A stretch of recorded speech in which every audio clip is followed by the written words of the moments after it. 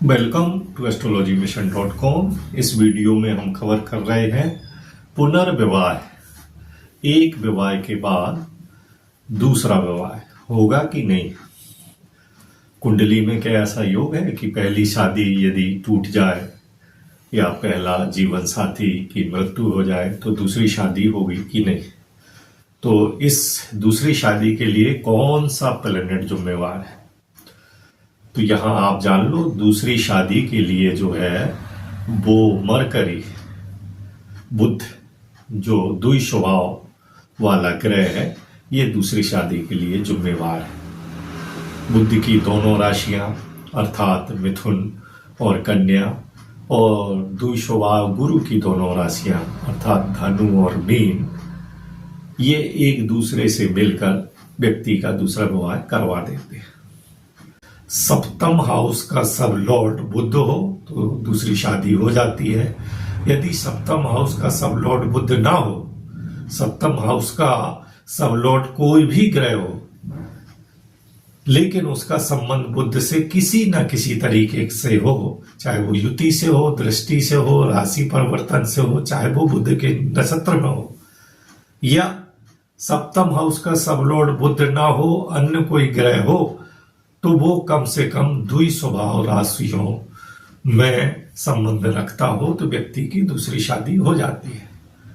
सप्तम हाउस का जो उपस्वामी है वो जिस ग्रह के नक्षत्र में हो, उसका स्वामी द्वि स्वभाव राशियों से संबंध रखता हो या कम से कम बुध से संबंध रखता हो तो दूसरी शादी हो जाती है।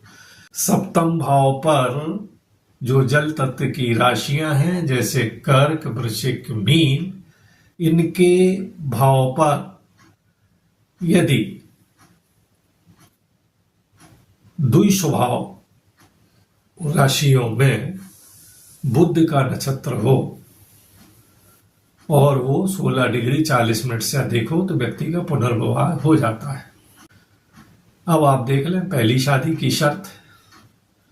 सप्तम भाव का उपस्वामी यदि दूसरे, 7वें और 11वें भाव से 11वें भाव में या 11वें भाव से किसी भी भाव का सिग्निफिकेटर हो तो विवाह हो जाता है, और यदि वो पंचम भाव का सिग्निफिकेटर हो तो लव मैरिज हो जाती है।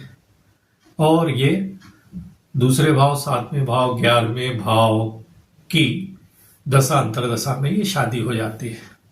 दूसरी शादी के लिए नवम भाव का उपस्वामी का संबंध जो है दूसरे भाव, सप्तम भाव या 11वें भाव से हो, या 9वें भाव से उसका सिग्निफिकेटर कनेक्टेड हो तो दूसरे भाव, 7वें भाव, 11वें भाव की जो है इनकी दशा अंतरदशा में विवाह हो जाता है।